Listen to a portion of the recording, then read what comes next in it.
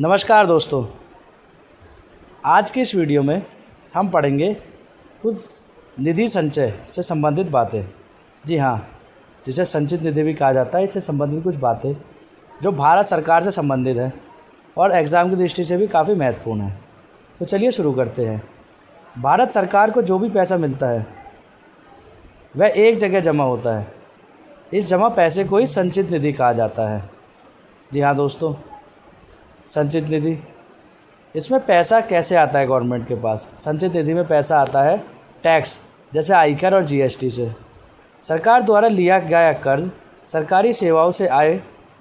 जी हाँ दोस्तों, ये सबसे इसमें पैसा आता है।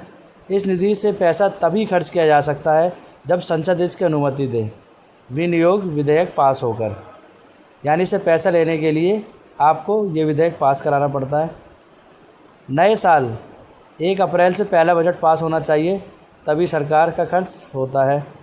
यह इस अस्थायी पैसा खर्च करने की अनुमति है जब तक पूरा बजट पास नहीं होता। सरकार का सारा पैसा एक जगह संचित निधि खर्च करने के लिए संसद की अनुमति बहुत ज़्यादा ज़रूरी होती है। संचित निधि को इंग्लिश में कंसोलिडेटेड फंड ऑफ इंडिया भी कहते हैं। यह भारत सरकार का सबसे इम्पोर्टेंट फंड होता है। ये एक मेन अकाउंट होता है जिसमें सरकार की सारी इनकम होती है। इनकम होती कैसे है? हमने एग्जांपल दिया जीएसटी, इनकम टैक्स और ये सब चीज़ों से। संविधान में कहाँ मेंशन है इसके बारे में? तो ये इंडिया कॉन्स्टिट्यूशन के आर्टिकल 266(1) में दिया गया है।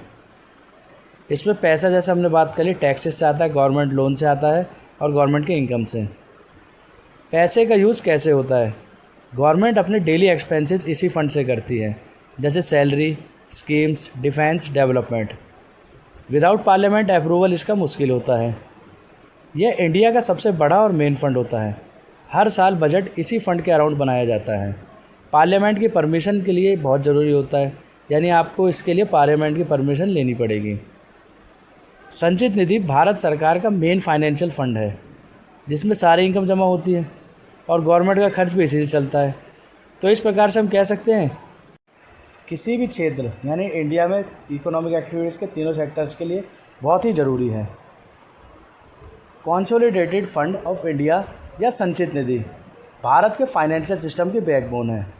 यह सिर्फ एक फंड नहीं, बल्कि सरकार के पूरे इकोनॉमिक स्ट्रक्चर का बेस है, जहां से देश के डेवलपमेंट, सिक्योरिटी और वेलफेयर के लिए पैसा दिया जाता है। इस फंड की सबसे बड़ी खास बात यह है कि इस पर पूरा कंट्रोल पार्लियामेंट का होता है।